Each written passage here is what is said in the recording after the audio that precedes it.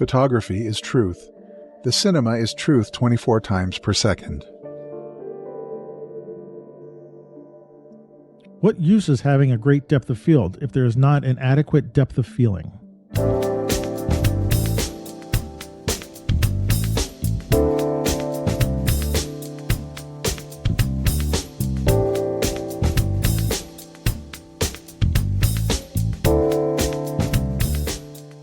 Hey, welcome to the Street Shots Photography Podcast. This is Antonio. And this is Ward. And this is episode 230 for the Mauritius Islands. Is it an island, right? It's one island. I don't know. I want to say it's one island. It's one island. Mauritius is the country code for Mauritius, 230. It's also the episode for the middle of May, 2025. And I can't believe we're in the middle of May right now. Me neither. Yeah, it's 5 months in, and without saying anything, this world is just taking me for a spin. I wake up every morning with this kind of existential headache. That's all I can say. That's all I'm going to say about it. Well, at least the weather's warming up. That's what I like about springtime. No, it's not. Today it's No. This is why they call it May, because it may rain, it may snow, it may be cold, it may be hot. It's right now at this moment it's raining, which we need the water, so it's fine. But it's just it's a nasty, wet, moist day. And for those people who don't like the word moist, too bad. Moist, because that's just the way you feel. Yeah, that's just the way you feel. I don't feel moist. Well, maybe I do. Stop now. Now you have to stop using the word. This is the kind of stuff we put at the end of the show for banter, but now it's in the middle of the show. No, that's no. We'll cut it out. Maybe we'll cut it out and put it off the end. Oh no. Mr. Sound Editor, he's not. He's not going to do that. No. There's no editing in the show. I have enough editing to do. I've already got too much. I've already got too much stuff to do, which I've cut down a lot of work so that I could get packing, and that's where I'm at now. I'm in that in between of packing where like it's not quite the end where you're just shoving stuff into boxes, but I got all the major stuff packed, like all the books and all the games and like all the stuff that's like one category. Now I'm in the in between category, which is taking me a lot longer, and I think I'm going to probably get to that part where I'm just shoving stuff into boxes a lot faster than I do at the end. But yeah, I'm in a packing frenzy right now, and so it being kind of wet and miserable outside doesn't help.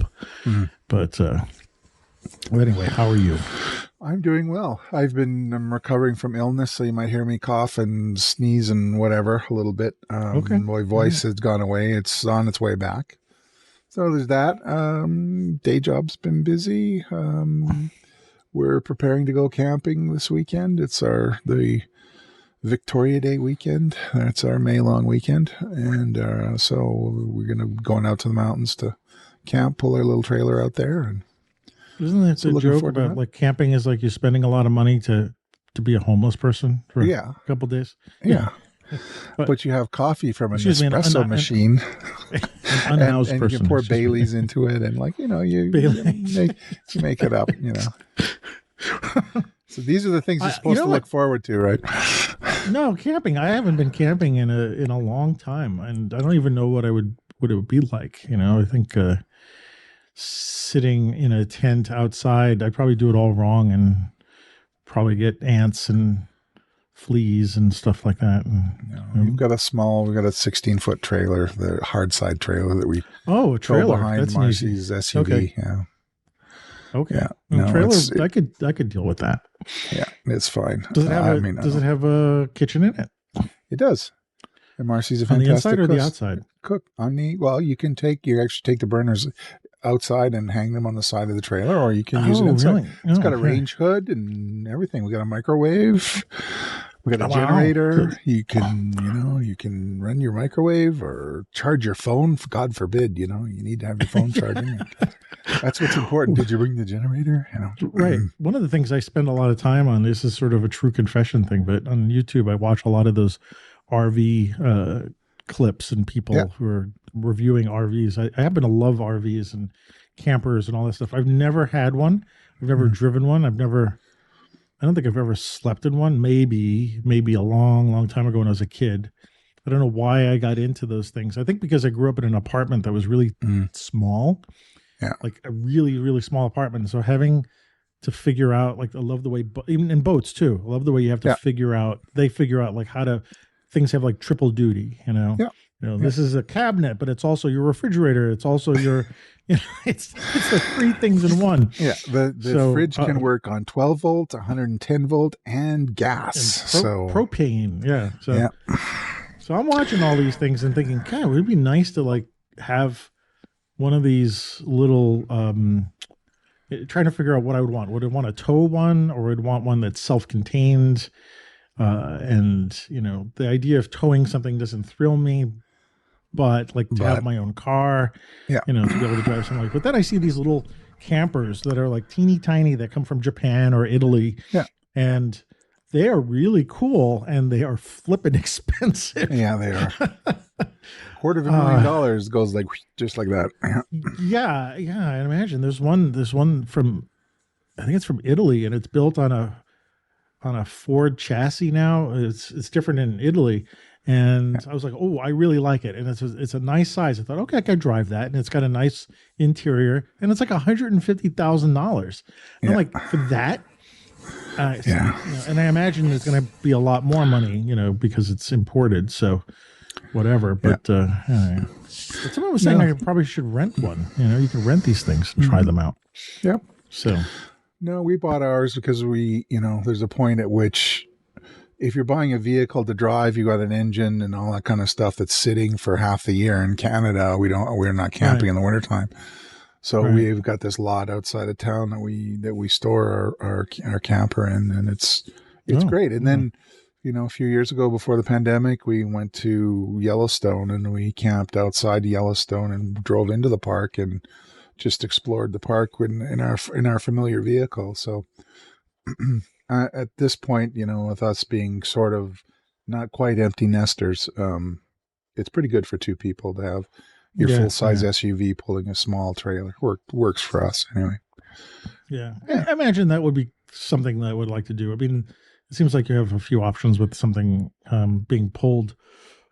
But you need to have the vehicle to be able to pull it. I was like, I'm not going to pull it with my Nissan. Yeah, my Nissan Altima is not going to pull anything. Maybe a U-Haul trailer or something like that. But that's about it. But it makes me think about actually to get back onto photography. Oh, is that what this is? A photography show? I was thinking about, it's a photography show. But we haven't spoken in a while. Brooks Jensen? Did he go and do a whole? Yeah, he got an RV. Got a big caravan trailer and I think a big Dodge Ram or something to pull it. Yeah, I remember that. Yeah, wow. Can you imagine like turning your trailer or something into like a photo studio darkroom travel thing? That'd be kind of cool. Yeah, I know he wasn't doing darkroom stuff. I think he was doing digital, but still, it's like to have something like that. One time I saw a story on a traveling somebody who built a van to become a giant pinhole camera.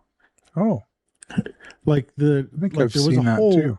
There was a hole in one side of it, and he set up the paper or whatever on the opposite side of the van. And I guess you drive up to some place and then open up that hole on the side of the van and then doing a long exposure.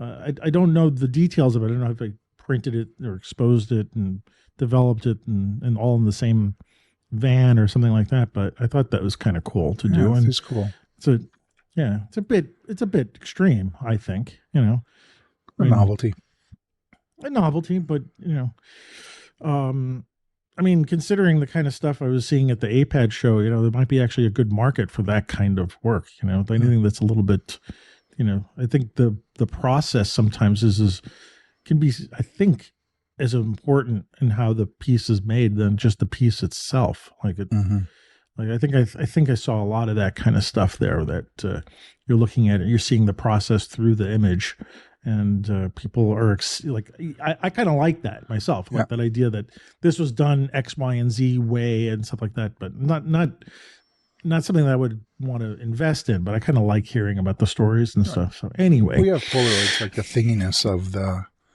final object. Yeah. Yeah. Did I tell you I bought another Polaroid? Did we talk about that here? Yeah, I can't remember. You did the flip. You did? Yeah, the flip, with the flash. Yeah. I guess what's going on.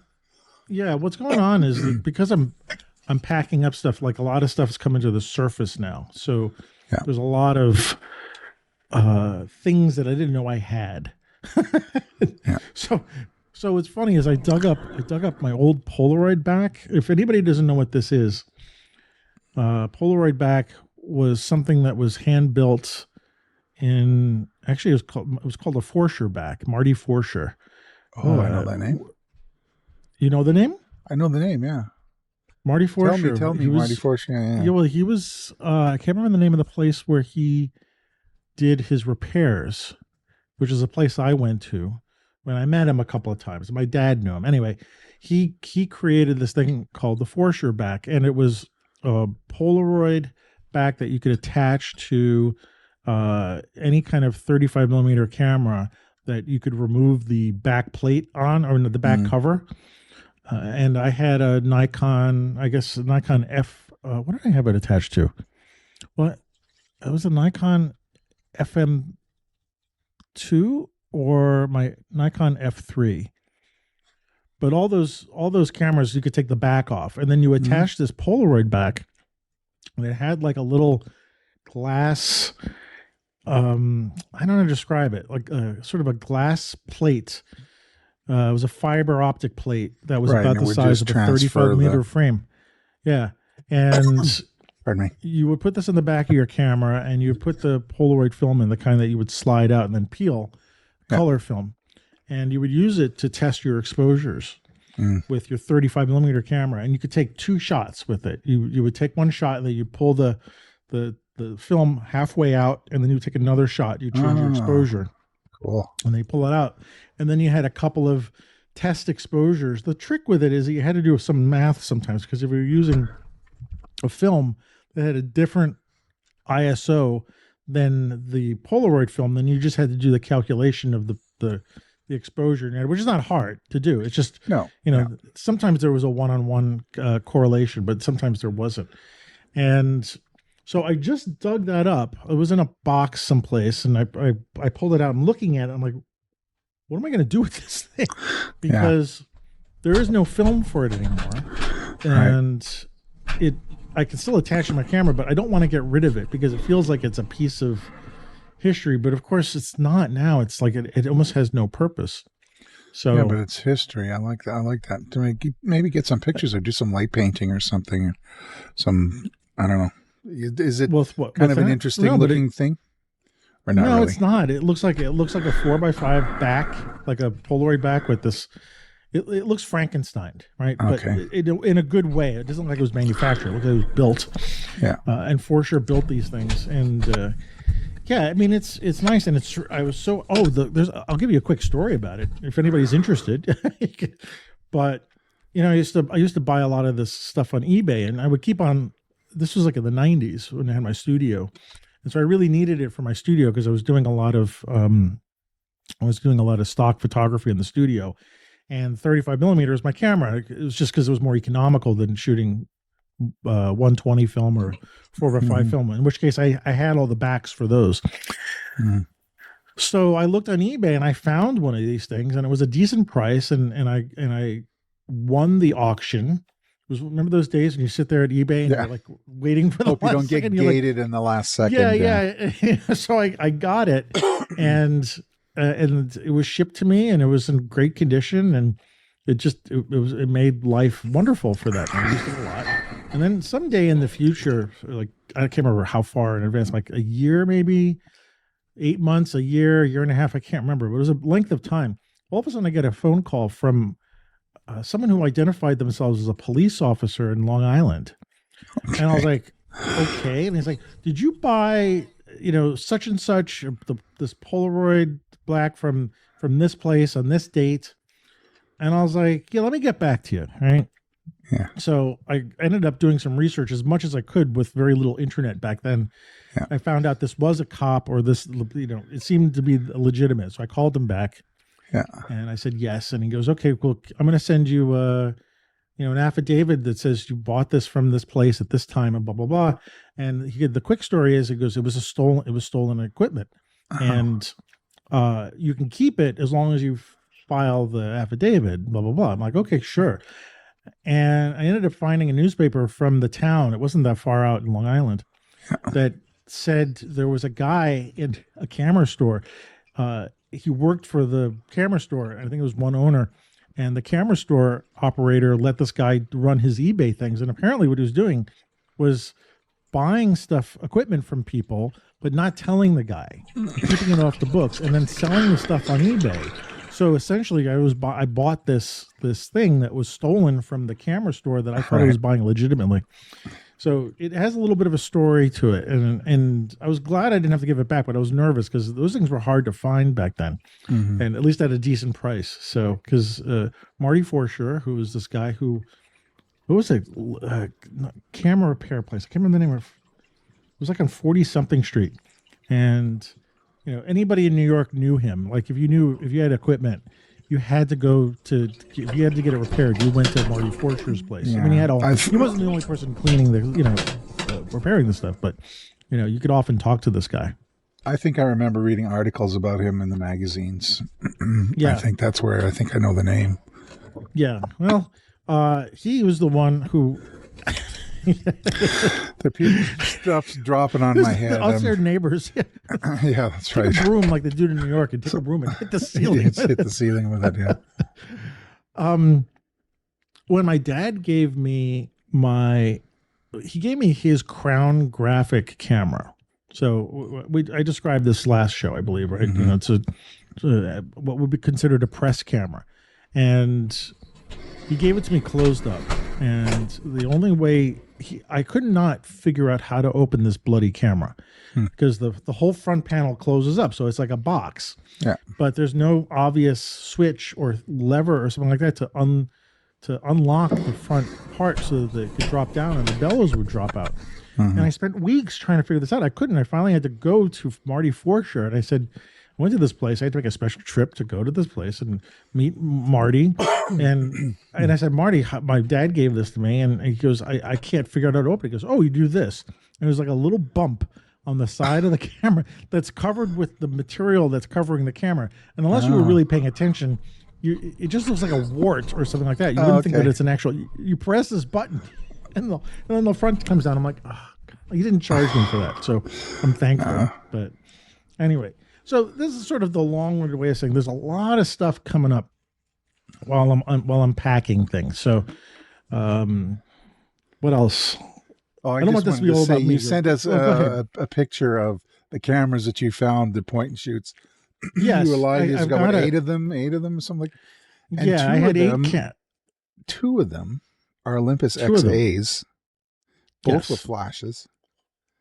So I am envious and frankly a little angry. I went all the way to Japan to try and get one. They don't have them in Japan. And you're in your little apartment in Brooklyn and you have 2. I'm just saying it's not fair. It's just not fair. Anyway. Well, it's not fair. And I don't know what the status of the actual cameras are, but I didn't know I had 2 of these little XAs. And what's the other one I have? I got the other Olympus cameras. The Olympus Infinity Stylus. Infinity Stylus, yes. Those are fantastic. I gave one to my wife for Christmas. Yeah. And my daughter has it. She's in Japan with it now. So, right. I got basically 4 Olympus cameras. I got 2 of this little XA, which are 35 millimeter cameras, which are really kind of cool because they have this little clamshell that covers the lens. And they have a little focus. They're a little rangefinder cameras. So there's this little focusing dial underneath the lens, and you can change the aperture on this thing. And it's got a little exposure compensation, a little 1.5 stop. It's got an exposure compensation. Yep. And you can stick the whole thing in your pocket, even with the flash. And I've got 2 of these things. I didn't know I had 2. I knew I had 1. And I found the second one as I was digging through stuff. I was like, oh, look what I got. One of them is missing the shutter button. So maybe I have to, maybe I can 3D print one or find one someplace and re-glue it on. But I imagine they might work. I don't know if the shutter still works, but these Olympus styluses, I've got two of them. One of them is my mom's. So when she died, I cleaned out her apartment. I got that one. And the other one was mine. I had one of those myself. And you can see the one that was mine because I used it so much that I rubbed off the logo on the front. So I found a Canon underwater camera. It's a little point and shoot 35 millimeter camera. I used to use that in the beach, and basically you throw it around in the water. It floats. Yeah, so cool. It's one of the greatest little cameras for photographing in water conditions. Nice. I found I think I talked about this on the show a while back, but my original Casio digital camera, the first digital camera I ever had. I still have that, and I can still fire that up if I want. Two Nikons, a Nikon point and shoot, which I can't remember the name of it, and then a Nikon 28 Ti, which is this cool point and shoot camera. It's very boxy. What's really unique about it is when you turn it on, the lens sort of comes out from the inside, so it's totally flat when you have it off. But on the top is this really cool retro dial, and it's got it looks like steam pressure gauges. Wristwatch. Yeah, steam pressure gauges or wristwatch or something like that. It's got these little arms that dials that point to how many shots you have left and stuff like that. And it's a very, very cool camera. And I used that once on a trip to, I mean, I've used it a lot of times, but the one time I used it was I shot slides. It actually still has film in it. It's got some Ektachrome film in it, but I used to shoot slides with it. Very good camera for just carrying around with the 28 millimeter lens, and the TI stands for titanium. So it's a 28 Ti, and Nikon had a 35 Ti, but I wanted the 28 millimeter lens. So anyway, I got the slew of 8 cameras, which are all going with me. And I don't think I'm selling any of those. No, I wouldn't. I'm a little hesitant to see if the older Olympus cameras work. Although actually, what's really funny was one of the Olympus Infinity styluses had a battery in it, which did not leak. I don't know when. It was my mom's. They're lithium. They're the CR123s. They last a long time.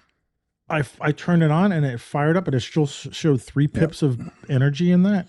Yep. And so maybe if I have a roll of, I don't know if I have a roll of film. Maybe I have to buy one and just give it a shot. But maybe when I move, I don't need any distractions right now. I just got. Well, my daughter's Infinity. It sat dormant for 25 years, and she picked it up, and she was in Bali in Australia and out here in the mountains on one roll of film, and got pictures of the dog and everything, and it's fantastic. And she was shot Portra 400 with it. It was kind of a perfect color negative film to go with that camera. I recommend just the blue in her girlfriend's eyes, like just really good rendering, and great maybe little camera. Maybe I'll pick up some. Maybe actually, as I'm thinking about this now as you're talking, maybe I'll pick up a couple of rolls of film and then stick it in there and give it a shot when I'm actually moving. Use it on the drive to Nebraska. Oh, that'd be cool. And see what happens. And the great thing about that little camera is also it's an autofocus camera, so it's not like it's you're just shooting blindly. It will you halfway press the button down, focuses. One of the most robust little cameras ever. I think you could almost drop kick that thing across the floor, and whatever plastic they made out of it, it's just it's a very good camera. So it's polycarbonate. It feels like even opening and closing the clamshell. Like it's thin, but it doesn't ever feel like it's going to break. Yeah, and it feels that cute really little good lens in the hand. that comes out when the clamshell opens. It's very cute. Those Olympus cameras, they were great. So anyway, it was a nice trip down memory lane. Very cool. But So anyway, what else did I find? I don't know. I know lots of stuff. I'm at the point now where I'm shoveling stuff into boxes, and hopefully, I'll be able to find it when I get to the other end. We'll see. I did order. I got one book came in, my last photo book of the New York era. Of the New York of era. my New York I think era. I Yeah, I ordered a while back. It's a book by Alex Webb called Dislocations, and it's signed by him.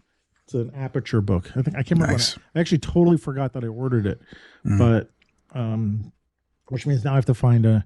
Well, actually, yeah, now I have to find an appropriate place to pack it up. But I also realized I still have my Trent Park book and what's his name? The big book that I got that you wanted to get. What was Memento? the name of the photographer? No, they with the Dutch Trent name. Park, the other photographer. Yeah, I've forgotten his name. I'm sorry. Yeah, I still have to pack those up because they were that one didn't fit into a box and stuff. So anyway, yeah, who wants to hear about my stories of moving and packing? I mean, it's a miserable.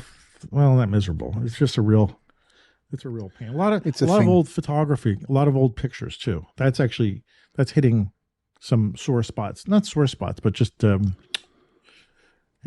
nostalgia like all of a sudden, all the feels. My wedding pictures pop up, or there's a loose photo, like an old photograph of Elizabeth from high school. Really nice picture, actually, of her. And I posted it up on Facebook the other day to ask family if it was junior high school or high school for her.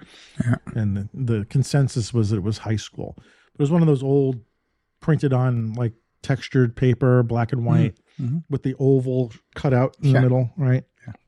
Or oval mask and stuff like that. Yeah. So it was nice to see her. I mean, I didn't know her then, but it was nice to see the photograph of her. So it's a bittersweet kind of experience. So, I don't know. I didn't have a plan. I didn't really have a plan for tonight. Okay. I know. What? I got something. Yeah. What? Something pops up in my head. So, have you been watching The Handmaid's Tale? Have you ever watched that show? We watched, is it 3 seasons or 4 seasons? I think we watched up to season 6 now. Yeah, so we haven't started watching the new season yet, but yes. It's a season 6, I think, coming up. Anyway. I think we're caught up. Yeah. Yeah, and I only use that because I was just watching it tonight, and I'm very drawn by the cinematography in that show. And the color, the color, way it's colored. Yeah. It's actually, I think, a very good. If I was going to be teaching a class on cinematography and coloring, it would certainly be in the curriculum. I wouldn't talk about it exclusively, but it would be in there because of what they're doing. But what I wanted to ask you or bring up or mention or discuss is their use of shallow depth of field. Do you remember any of that? Yes. Yeah. By chance? Yeah. Yeah. So often there's these shots of the main character. It's usually on her most of the time. Yeah. Her name, the character's name is June Osborne, and it's what's her name? The actress. I can't. Elizabeth something or other. Anyway, so they'll often do these really close-up shots in a really, really shallow depth of field, right? And I've been thinking about the uses of that in general because often, to bring it back to photography, but often, people, when they're discussing full frame cameras or medium format cameras, to get that kind of look, because you can get this very, very shallow depth of field look a little bit easier in the larger sensor cameras or film cameras, like the 35 millimeter or 2 1/4 film, 6x6 film, square format. So, anyway, with most cameras these days, like that are smaller sensors, it's a little bit harder to get that intense of a shallow depth of field.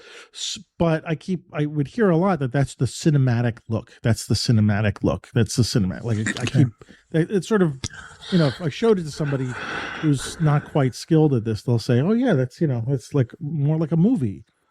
And I think the reality an anamorphic lens too. Anamorphic, oval but bokeh. the B word.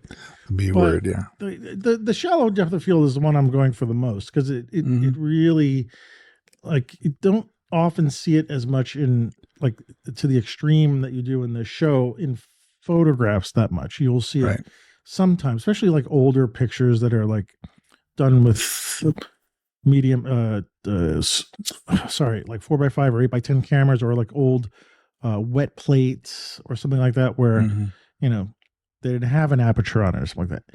But what I was more interested in sort of going over was the kind of feeling that it evokes in I don't know if it works in film as in with stills, but maybe it does.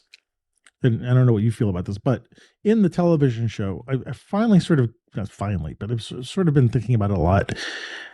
And to me, it really is this isolating kind of shot. It's almost as if the person is not part of the scene anymore, right? There's actually a great shot in the opening of, which James Bond is it? Spectre? I think it's Spectre. When there's this hallway and in the distance, no, not Spectre. It's the other one. It's Skyfall. Daniel Craig one, Skyfall. Skyfall, yeah. And it's this hallway, this dark hallway, and it's very out of focus in the back, and you just sort of see this sort of shape of a human figure walking towards the camera, walking into the field of focus, but it's a very shallow depth of field, which is, I think, different than this, maybe, I don't know. But in this show, often when you see that shallow depth of field, it's usually surrounding the person's face, like they're very close up on somebody. It's not a full body shot. Maybe it's a neck up or chest up or something like that at the most. And it's very, very isolating, and it's a very specific kind of language.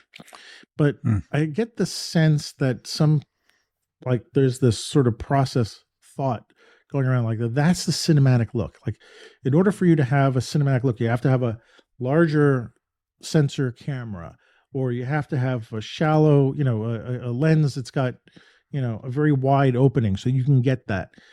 And could you imagine an entire film done with shallow depth of field like that? Like, I think you'd lose your mind. The art house. I don't know.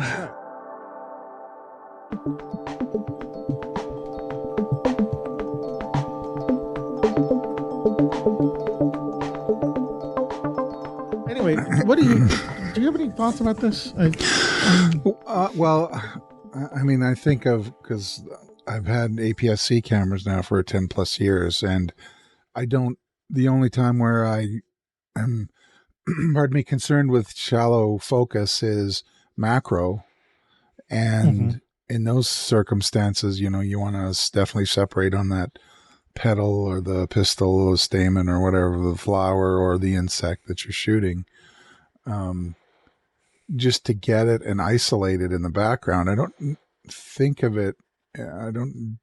really think of it in a cinematic sense, except for individual scenes where you do want to isolate. And just going back to Handmaid's Tale for a second, I mean, there's that kind of famous scene, I think, that they repeat, or just a few frames of her looking up kind of in misery with, lit from around, and then the camera's on her eyes, and her eyes are like she's just in this pain or whatever. And it's, she's alone in this thing.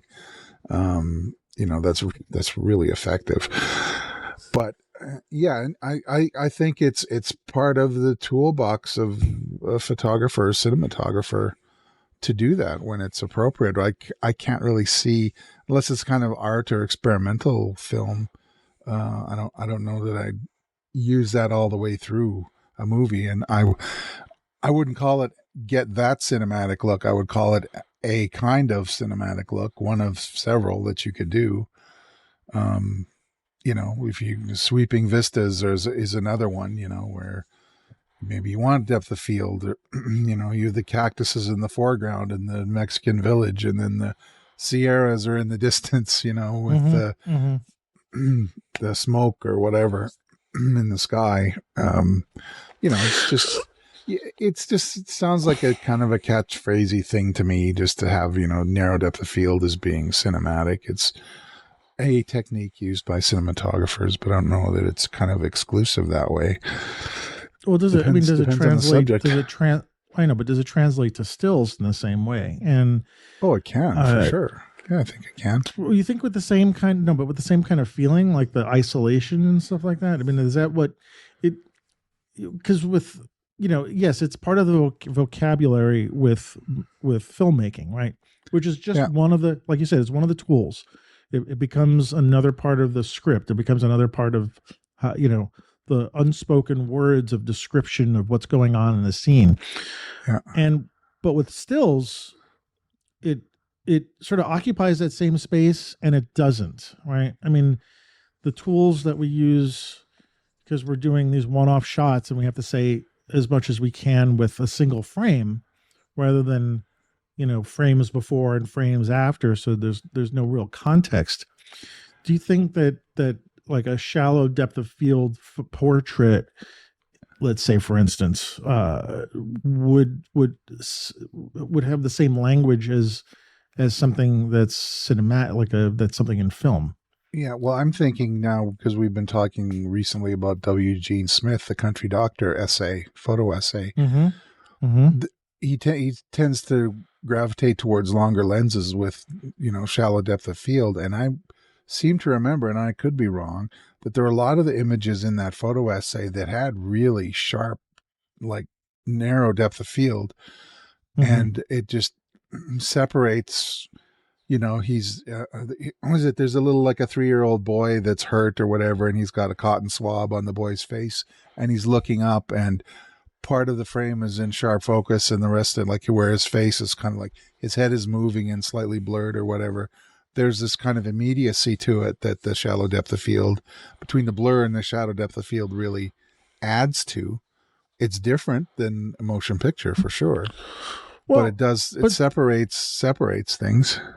Okay, but actually that's interesting that you brought that up specifically, because as I'm thinking about it, would, especially given that photo series, The Country Doctor, and I don't know how Eugene Smith, his style of photography was, but if he's using a longer lens, it sort of implies that he's trying to stay away from, let the scene play out in front of him. So he sort of naturally needs to stay back. And so in order for him to get close, he has to use, a light telephoto lens, because otherwise he'd be physically up and, I mean, can you imagine him doing that kind of being like a Bill Brandt style, wide angle in the, faces of these people? No, but he's at a remove. And so the consequences of that are telephoto lens and therefore shallow depth field.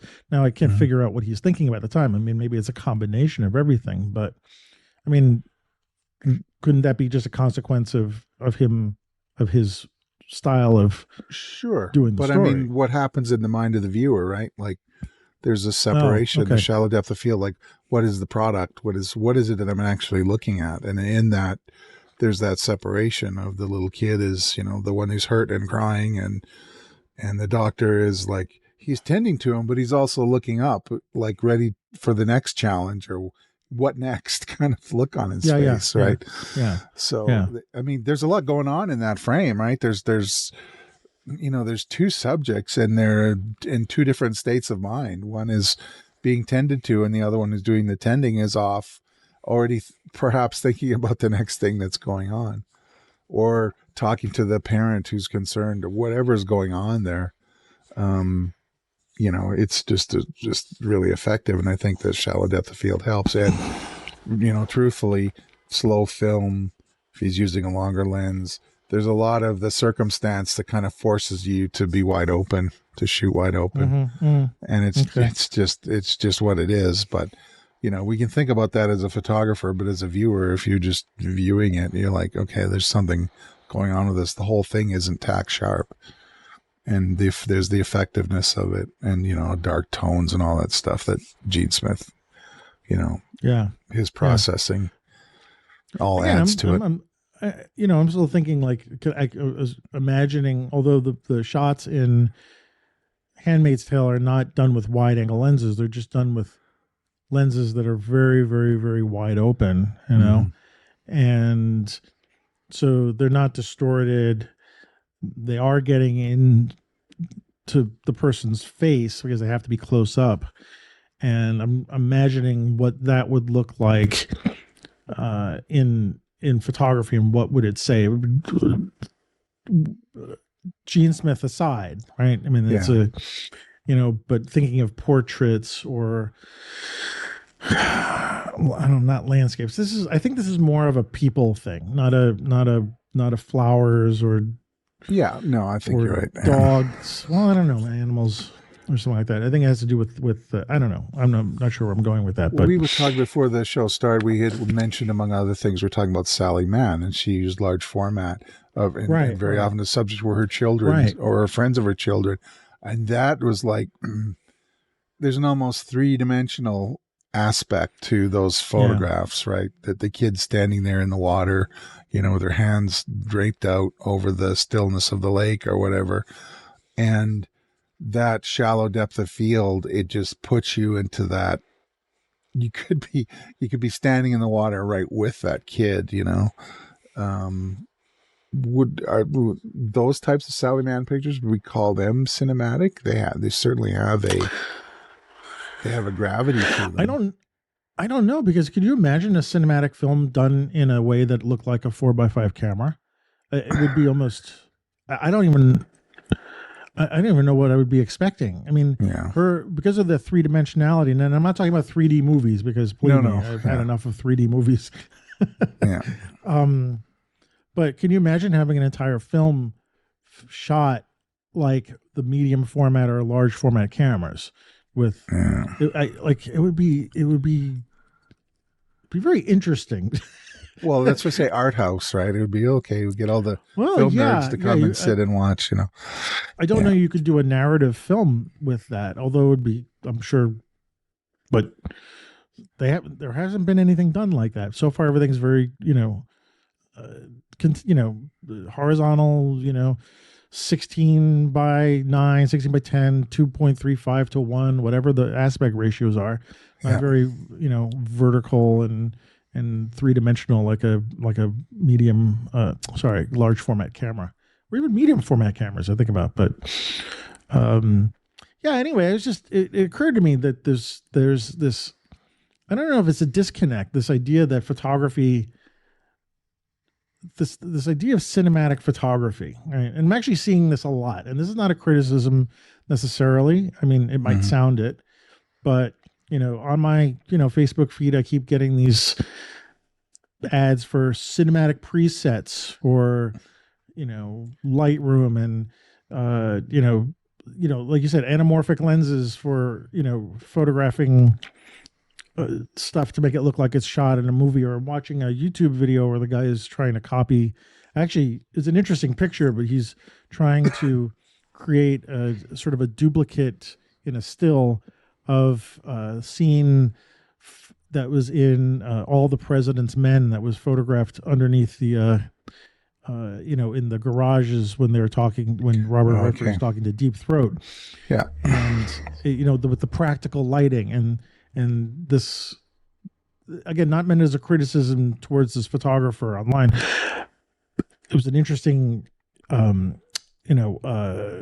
example of trying to create this in stills, but like I'm still not quite getting what that appeal would be to make a still look like something cinematic, where it's usually not the other way around, right? No.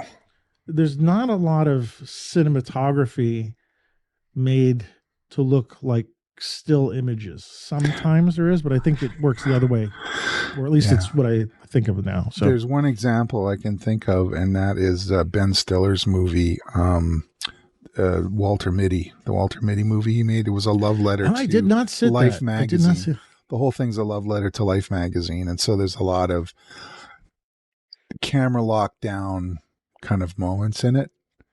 It's worth seeing if you have any kind of affection for Life magazine in its heyday and towards its ending. It's worth seeing. It's it's a comedy movie, but Stiller just loved Life magazine, and so it's infused with that. And so that's my movie recommendation for the week. Because was The that his Secret first Life film of Walter that he Mitty. directed? Yeah. Is that the first film? I don't know that it was. It was after Night at the Museum and all those. Did he star in that too? Yeah, he starred in it. Yeah. Okay, so maybe I was thinking, but he directed it too. I'm thinking now because he's been doing the television series Severance, which is a totally stylized. I mean, in a great way, and with I don't know how to describe. I wouldn't say photographic like shots, although they're very, very compelling. Yeah. Very, very like the first season. He directed every single episode, so it had a definite look. So it'd be interesting to compare that with the Walter Mitty movie. Well, it's it's a silly comedy kind of love interest thing.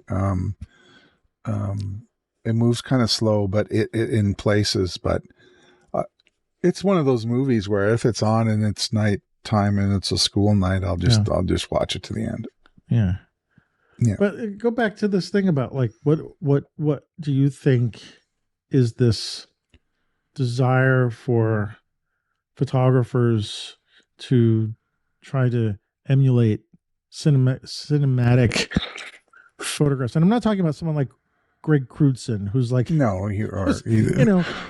which is essentially a movie. I think that he's compressed into one frame. Like, who's the other guy? Jeff Wall is another guy who recreates. Canadian. There you go. Well, I think people are looking for inspiration, right? Remember in the late 70s, early 80s, it was about sports. You had John Newcomb and these guys that were, the Canon AE1 ads and get those action shots and all that kind of stuff. It's just, what is it that is going to inspire you? And you go to everyone, a shared thing that most of us in this culture enjoy are movies, and if you can make your pictures look like the movies, instead of just wandering around on your silly vacation taking pictures of who knows what if you could make that picture of Venice cinematic? I think it's partly a hook to almost like a marketing thing, and there's particular looks. Yeah, really? Well, yeah. Yes. Oh no, I'm curious about that. I do. Well, I do, but that's a little more cynical. I didn't really mean it to come out like that, but what is it that I can do to make my pictures better?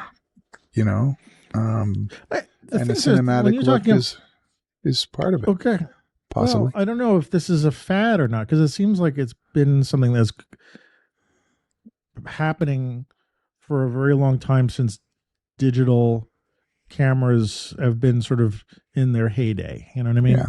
Yeah. I don't recall having these kind of discussions or things when I was photographing using film. I don't necessarily think that film inherently, Ektachrome, Kodachrome, or whatever you're using, Velvia, had a built-in bias towards looking like something that was filmed for a movie, which is ironic because movie film is film. Movie film is film, and there's still been back then in the days of film. I don't know how they did it, but different kind of color timing on the film. Yeah. Color timing means that was an art. An art in order to create a certain look in the film. But there wasn't this. I don't want to say it's a fad. I'm not sure where to place this, but there wasn't this thing of like, hey, make your Velvia look like, that it was shot by, Steven Spielberg, X, Y, and Z. Like there wasn't this look, and maybe that was because there wasn't anything practical to do with it. Like you could do very few things with film, like maybe throw on a soft mist filter to make it look a little bit softer, although you really didn't have to do that with film because film was sort of inherently softish in some way. Yeah. You wouldn't necessarily crop your film unless you were printing it, if you were making a panoramic. So there wasn't this thing. It was just something because we could do it with digital and we could change all these, like now we can go in and change the shadows of a picture and like every aspect of a photograph can change, and then to what end? Like what do we end up with? So it's a still picture from a movie. Okay, yeah. So what? Yeah. No, well, yeah, it's maybe digital, we can look further, and we have time and resources to be able to experiment more. And there's that part of it too. I mean, I just go back to what is it that I can make my pictures look different? What's an inspiration, something I can draw from in order to make my pictures look different and or better? I mean, I don't think in terms of cinema very much because I'm not much of a landscape photographer. I don't think in that term. But I don't know. I don't even know if I'm answering your question anymore. I don't know. I just wanted to parse this out a little bit because it was just on my mind. And, actually part of the thing is like, I've purchased a bunch of, third-party lenses for my Fuji cameras, and a lot of them have that, 0.95 wide aperture setting. And by natural occurrence, those give you a shallow depth of field, and they're a lot of fun to play with. And, I love doing shots sometimes of just my cat's eye and the rest he's out of focus and whatever. And then I think, but then the same camera has got focus stacking built in, right? And, and if actually you do watch films, if you do watch enough films, you will realize that very, very few films are shallow depth of field films. Yeah. Most films will look, and you'll see they need to throw a ton of light into a scene because they want as much as possible in focus, right? Mm-hmm. There's very few of that kind of thing. So I'm not sure what cinematic means other than the coloration of it or something like that. But and he also used to be able to hearing that argument about the small sensors, large sensors. Of course, the larger the sensor or piece of film you have, the more the depth of field, shallow depth of field will be. How is it? Visible, I guess. I mean, it's noticeable. Not really noticeable. Yeah. I mean, it's just because of the way the sensor's the size is compared to the lens that you're using. You're going to get sort of a more shallow depth of field naturally with a larger surface that's capturing the image. Mm-hmm. But anyway, it's just something that I was thinking about, and like. Again, with these presets popping up all over the place. Speaking of presets, our brother in light, Dave Swiduk, had this interesting idea of feeding in a photograph into ChatGPT. Right? That's what he did? Mm-hmm. And had it. Or maybe he didn't feed the photographer, but he asked it to create a preset in the style of such and such photographer, and then created some presets with that, which I thought was a very interesting thing to do with something like Lightroom. I think I did it with what did I do? I can't remember. I tried it as well.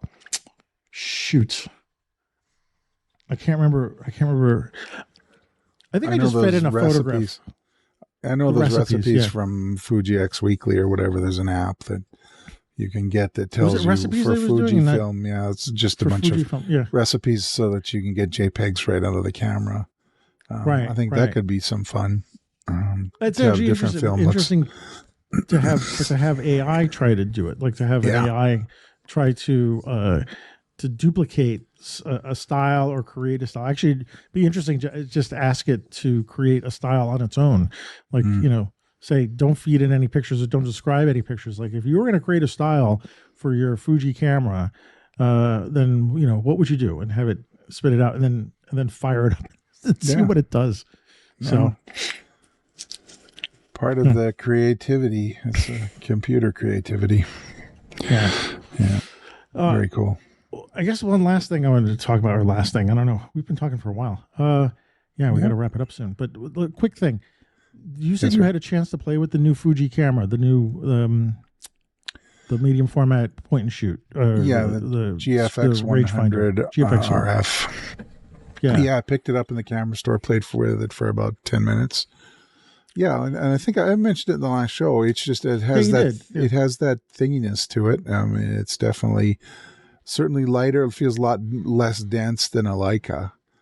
Yeah. It's smaller in the hand than it looks. When you look at pictures of it, it's quite comfortable to hold. I kind of like that.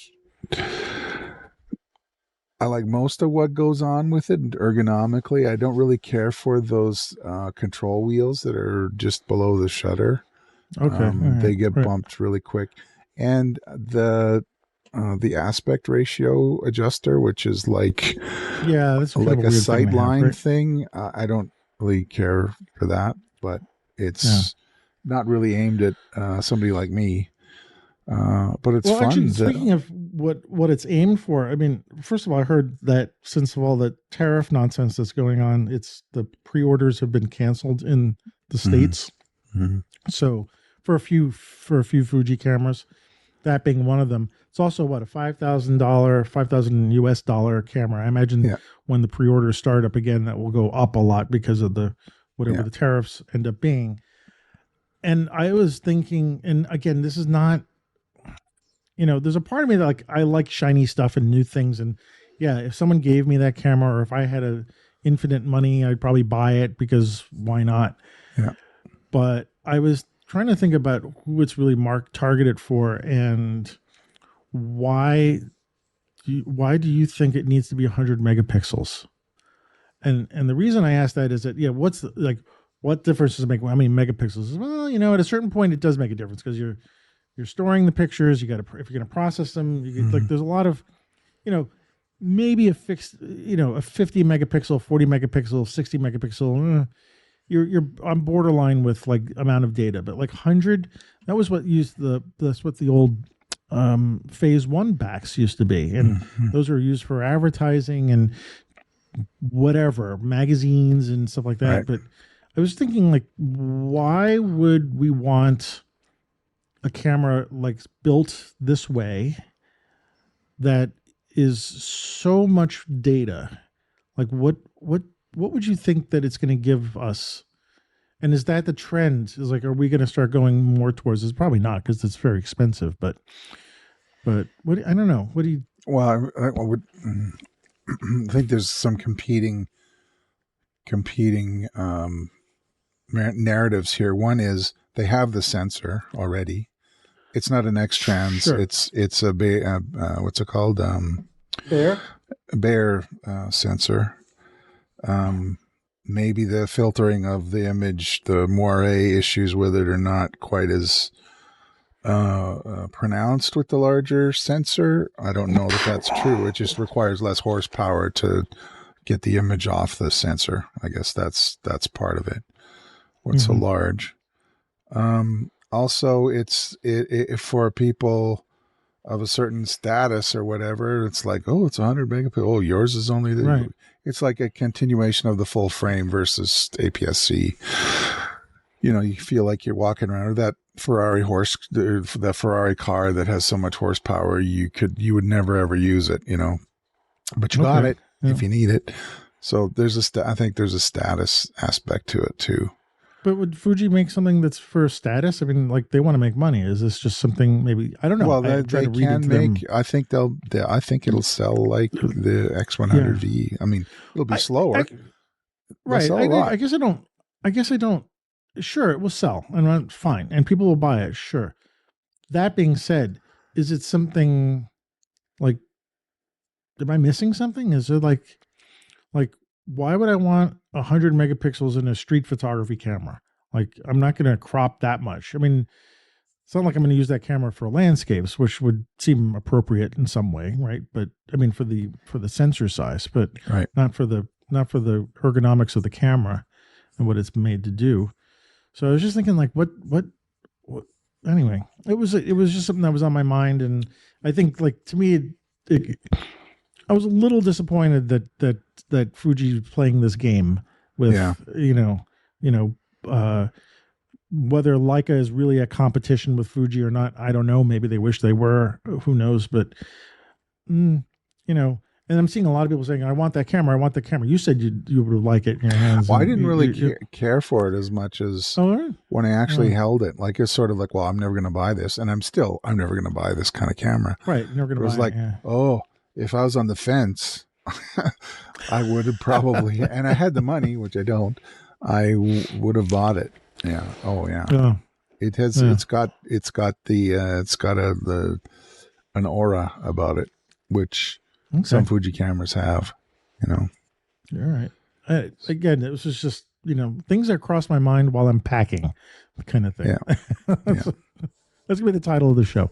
So, well, anyway, I realize that you have other things to tend to, and so do I. So why don't we give everybody a break and not go for an hour and 20 minutes? Like we did the last two. I think two we shows were we were really long. Yeah, actually, it was fine because I think the discussions were great. Yeah. But we got two more. Let's see, two more shows that I believe I can record while I'm still here. Okay. So, and then the end of June show, I will be in Nebraska. Okay. And so that will be interesting.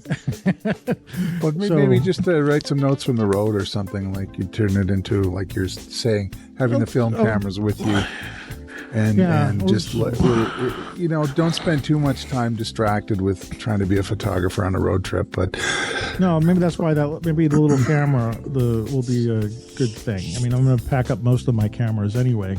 So maybe if I take that Olympus out or whatever small digital camera I've got, I don't want to use my phone because the phone is just too easy. I'd like to do something like the old stuff. Yeah, but you can still do the phone too. I would not just discount it. Yeah.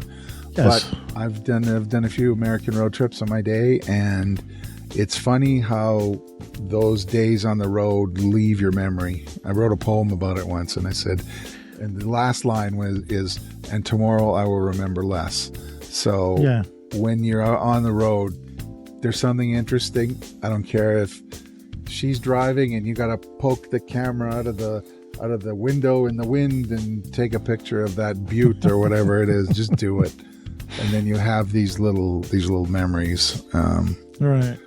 The other option is doing Polaroids as well. So, well, do all of the above. Whatever will fit and is not going to be, give yourself some grief. But photography on the road, I think, if you're interested in photography, you should take the time. All right, cool. And you don't have to pile a bunch of miles on every day. Just take it easy, and you see stuff. Yeah, it's always a surprise. That'll be interesting. Although we are going to try to make it in 2 days because I have to get there before the movers. But so it's a little bit of a road trip, a little bit of a get there quick. Okay. With 2 cats in the car, which will be interesting. Well, we'll talk document about that. Document all that. That'll be fun. Once they're packed in the back and they're looking up, you're like, why? Get that picture. Okay. All right, my friend. Where are we finding you these days in the world? You can find me on Vero, Twitter, and Blue Sky at wrosinphoto. On Instagram, I'm at Ward Rosin Fine Art. And I'm still finding I'm at 142 images from the Japan project.